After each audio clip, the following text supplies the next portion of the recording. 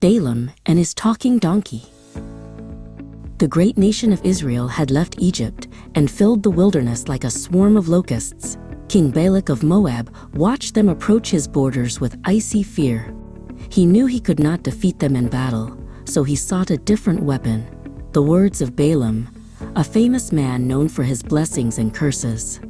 Balak dispatched his most important princes, laden with gifts, to summon Balaam and ask him to curse the vast armies of Israel.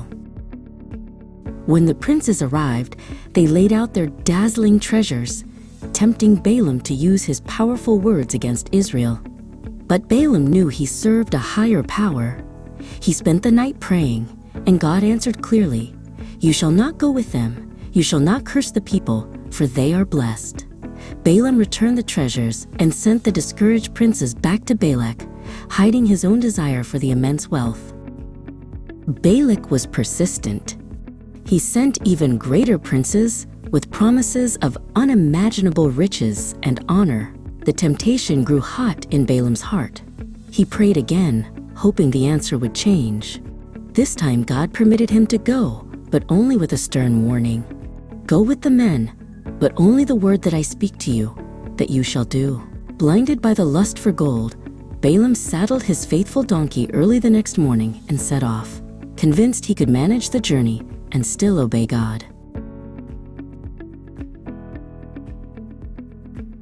Though Balaam thought he was following God's allowance, his heart was set on selfish gain, and the journey itself angered the Lord.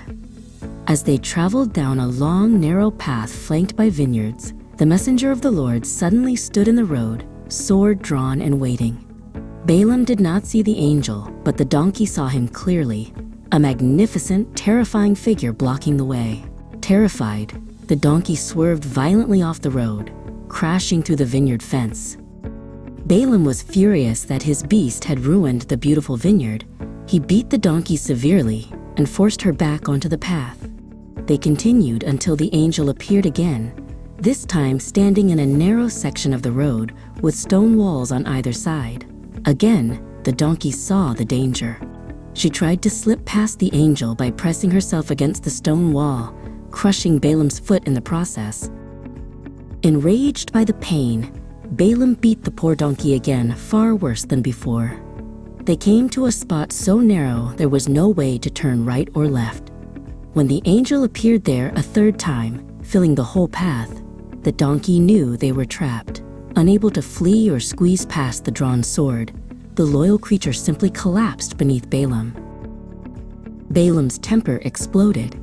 He grabbed his staff and began hitting the donkey mercilessly as she lay helpless beneath him.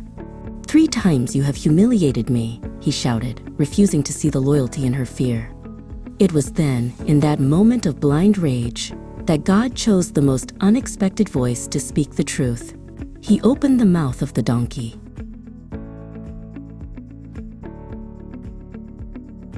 "What have I done to you, that you have struck me these 3 times?" the donkey asked in a clear voice. Balaam was so lost in his anger that he answered the creature as if it were a normal argument. "Because you have made a fool of me. If I had a sword in my hand, I would kill you now." The donkey asked again, "Am I not your donkey, upon which you have ridden all your life? Have I ever done this before?" Suddenly, God opened Balaam's eyes, and the blinders of greed fell away.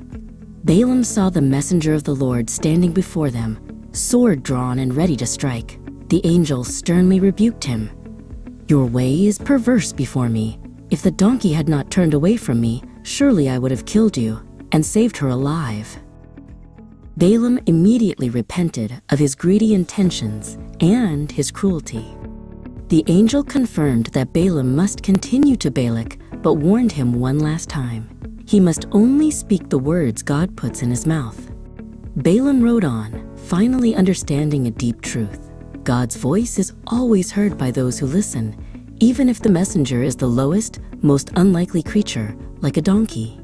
We must always be ready to hear God's warnings, no matter how unexpected the vessel.